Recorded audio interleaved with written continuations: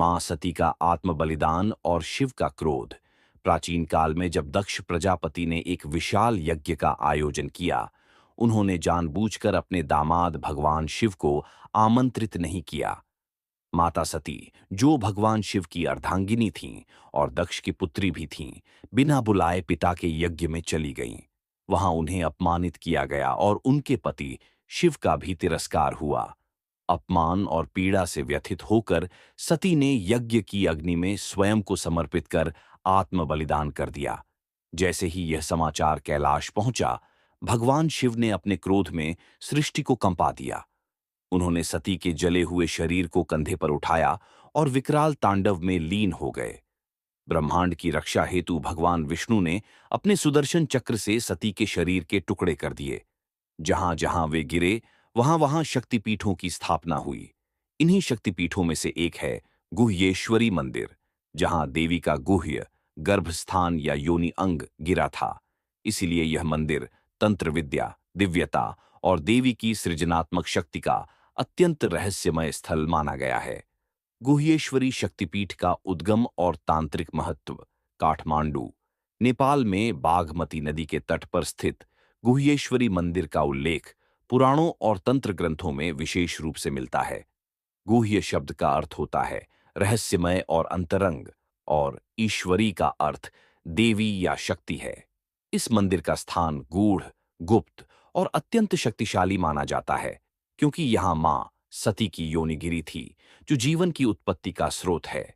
इसलिए इस मंदिर को सृष्टि की जड़, तंत्र की आधारशिला और महाविद्याओं का प्रवेश द्वार भी कहा जाता है। तांत्रिकों के लिए यह मंदिर एक सिद्ध स्थान है, जहां साधक अपने तमस को उजास में, विकार को विकिरण में और अज्ञान को आत्मज्ञान में रूपांतरित करते हैं। इस शक्तिपीठ में देवी को गुह्यकारिणी रूप में पूजा जाता है, जो सृष्टि, शक्ति और संहार की त्रिगुणात्मक धाराओं को संतुलित करती है। शिव पार्वती की एकात्मक लीला और गूढ़ योग रहस्य। मान्यता है कि गुह्येश्वरी मंदिर वही स्थान है जहां शिव और पार्वती ने अद्वैत तत्व को एक रूप किया। जब माता सती ने पुनर्जन्म लेकर पार्वती रूप में हिमालय के घर जन्म लिया और शिव को पुनः पति रूप में प्राप्त किया, तब एक समय शिव पार्वती ने इस स्थान पर समाधि लगाकर ब्रह्मांड के गूढ़ रहस्यों पर चर्चा की थी। उस समाधि में शिव ने पार्वती को समस्त तंत्र, यंत्र और मंत्र की शिक्षा दी, और देवी ने स्वयं को गुह्य विद्या की अधिष्ठात्री के रूप में स्थापित किया। यह भी कहा जाता है कि शिव पार्वती का यथार्थ मिलन इसी स्थल पर हुआ, जिससे यह स्थान न केवल तांत्रिक दृष्टि से बल्कि ब्रह्म ज्ञान की दृष्टि से भी अत्यंत शक्तिशाली और जागृत स्थल बन गया। गुह्येश्वरी मंदिर आज भी साधकों के लिए वही ऊर्जा और शक्ति धारण किए हुए है। मंदिर की स्थापना और राजा प्रताप मल्ल का रहस्यपूर्ण स्वप्न। गुह्येश्वरी मंदिर का प्राचीन स्वरूप बहुत पहले समय में बना था, किंतु वर्तमान मंदिर का पुनर्निर्माण 17वीं शताब्दी में नेपाल के राजा प्रताप मल्ल ने कराया। यह कथा भी अत्यंत रोचक है। कहा जाता है कि एक रात्रि राजा को स्वप्न आया, जिसमें एक दिव्य देवी प्रकट हुई और कहा, हे राजन, तुम जिस शक्ति के बल पर शासन कर रहे हो, वह शक्ति मेरी है। मैं ही सृष्टि की जड़ हूं। जिस स्थल पर बागमती की धाराएं तट से मिलती है, वहां मेरी गुह्य शक्ति वास करती है। वहां मंदिर का निर्माण कराओ। राजा ने जब प्रातः उस स्थान पर खुदाई करवाई, वहां एक दिव्य शिला प्राप्त हुई, जिससे अद्भुत तेज निकल रहा था। यह चमत्कार देख स्वयं राजा ने पवित्र बागमती नदी के किनारे मंदिर का निर्माण करवाया और शक्ति की स्थापना की। तब से यह स्थान गुह्येश्वरी शक्तिपीठ के नाम से विख्यात हुआ। साधकों की साधना और चमत्कारी घटनाएं। गुह्येश्वरी मंदिर केवल दर्शन के लिए नहीं, बल्कि साधना के लिए जाना जाता है। हजारों वर्षों से यहाँ नाथ योगियों, तांत्रिकों, सिद्धों और महायोगियों ने साधना कर महाशक्ति का अनुभव किया है। कहते हैं कि यहाँ साधना करते समय यदि साधक की भावना पवित्र हो और साधना का उद्देश्य लोकहितकारी हो, तो उसे स्वयं देवी दर्शन देती है। मंदिर के गर्भगृह में स्थित पीठ मूर्ति पर जल अर्पित करते समय कई भक्तों को कंपन, प्रकाश या दिव्य गंध की अनुभूति होती है। कई भक्तों ने यह भी कहा है कि यहाँ मां की मूर्ति आंखें मूंद कर देखो तो मुस्कुराती प्रतीत होती है। यहाँ के मुख्य पुजारी भी मानते हैं कि यह स्थान सजीव, जागृत और बोलती हुई शक्ति का प्रतीक है। वर्तमान समय में गुह्येश्वरी मंदिर तांत्रिक साधकों के लिए अत्यंत पवित्र, योगियों के लिए ध्यान स्थली और आम भक्तों के लिए मनोकामना पूर्ति स्थल बना हुआ है। यहाँ प्रतिवर्ष नवरात्रि और दशहरा में विशेष अनुष्ठान होते हैं। नेपाल के साथ साथ भारत, तिब्बत, भूटान और बांग्लादेश से भी भक्त यहाँ आते हैं। मंदिर में पूजा का तरीका थोड़ा भिन्न है। यहाँ माता की मूर्ति को जल, लाल वस्त्र, सिंदूर और पान चढ़ाया जाता है। कहते हैं, जो भक्त सच्चे मन से माता से प्रार्थना करता है और 3 रात्रियां वहीं नदी किनारे बिताता है, उसके जीवन का कोई बड़ा संकट देवी हर लेती है। यही कारण है कि आज भी इस मंदिर की छाया में खड़े होकर साधारण जन भी स्वयं को दिव्य अनुभव करने लगता है। तांत्रिक रहस्य, बागमती नदी की भूमिका या नेपाल के राजवंश और गुह्येश्वरी पर और भी विस्तार में जानकारी दी जा सकती है। बताइए, अगला भाग कौन सा भेजूं? मां सती की आत्मदाह की चिता अब शांत हो चुकी थी, परंतु शिव के हृदय में अग्नि अभी भी धधक रही थी। वे सती के मृत शरीर को कंधों पर लिए ब्रह्मांड में विक्षिप्त अवस्था में घूम रहे थे। दिशाएं भयभीत थीं, देवता विचलित। नंदी गण और समस्त शिवगण अपनी ही शक्ति के महाप्रलय से कांप उठे।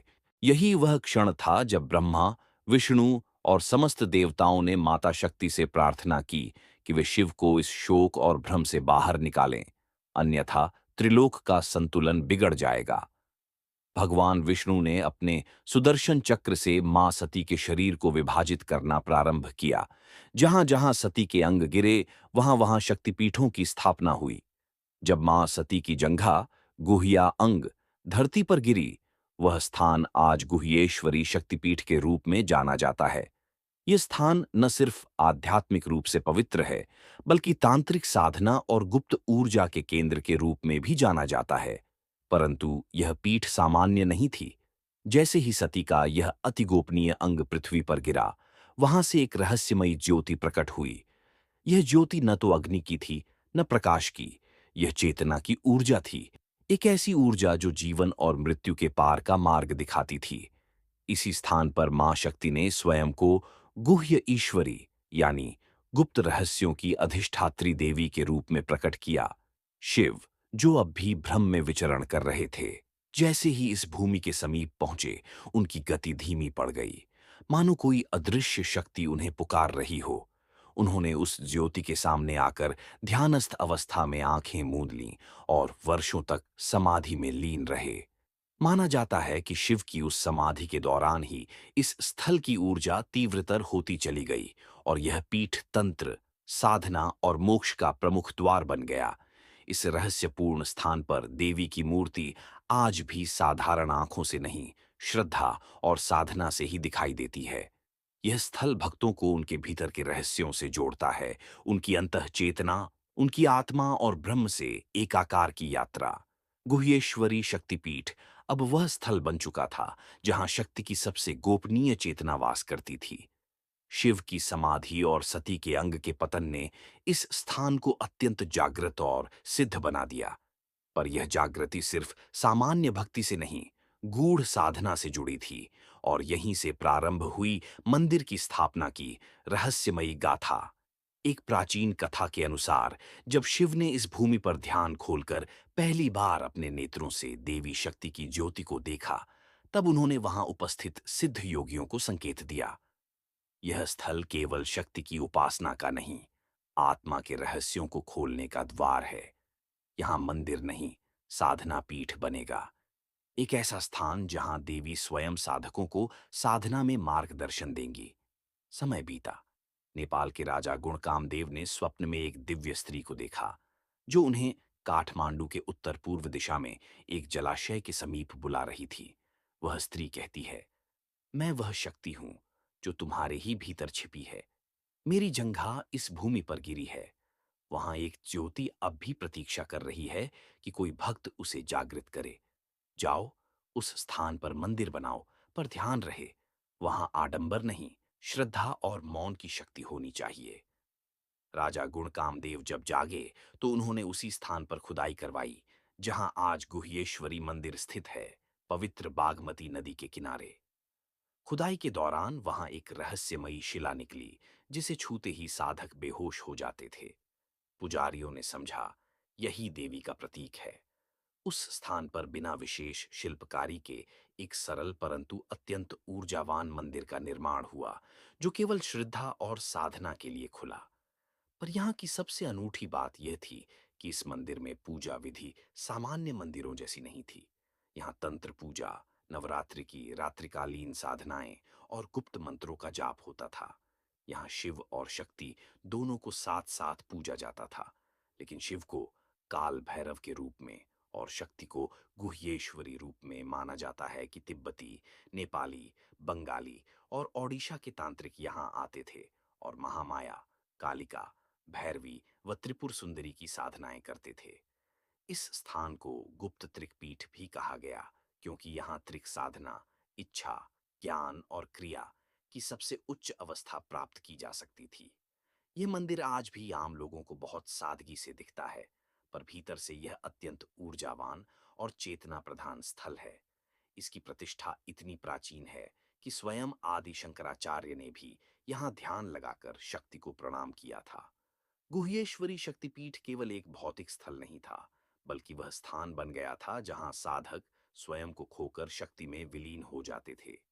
ये पीठ न तो बाह्य प्रदर्शन का केंद्र था, न ही केवल दैहिक इच्छाओं की पूर्ति का स्थान। यह वह भूमि थी जहां मन, प्राण और चेतना तीनों का समर्पण आवश्यक था। और जब कोई ऐसा करता था, तब देवी स्वयं प्रकट होती थीं। एक सिद्ध तांत्रिक जिसका नाम भीमगुप्त नाथ था, बंगाल से आया था। वह वर्षों से षोडशी साधना में लीन था, पर उसे अभी तक सिद्धि प्राप्त नहीं हुई थी। गुरु ने कहा था, गुह्येश्वरी जाओ, वहां शक्ति तुम्हारे भीतर के तम को भस्म कर देगी। भीमगुप्त जब गुह्येश्वरी पहुंचा, तो उसे मस्तिष्क में अजीब से कंपन का अनुभव होने लगा। उसने रात को मंदिर के पीछे बने गुप्त कुंड में स्नान किया और रात्रिकाल में महामंत्र का जाप आरंभ किया। ठीक मध्य रात्रि को जब चंद्रमा सिर के ऊपर था, एक दिव्य स्त्री ने उसके सामने प्रकट होकर कहा, जो तुम बाहर खोज रहे थे, वह तुम्हारे ही भीतर था। गुह्येश्वरी केवल एक स्थान नहीं, वह एक दृष्टि है। जो स्वयं को देखने का साहस रखता है, वही मुझे देख सकता है। भीमगुप्त वहीं समाधिस्थ हो गया।